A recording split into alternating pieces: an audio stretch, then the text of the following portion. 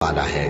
बखेरने वाली हवाओं की कसम जो उड़ाकर बखेर देती हैं, फिर पानी का बोझ उठाती हैं, फिर आहिस्ता आहिस्ता चलती हैं, फिर उस चीज को यानी बारिश को तकसीम करती हैं कि जो वादा तुमसे किया जाता है वो यकीनन सच्चा है और इंसाफ का दिन जरूर वाक़े होगा। और आसमान की कसम जिसमें कई रस्ते हैं कि ऐ अहले मक्का, तुम्हें एक इख्तिलाफ वाली बात में पड़े हुए हो, उससे यानी अकीदा आखिरत से वही फिरता है जो अल्लाह की तरफ से फेरा जाए।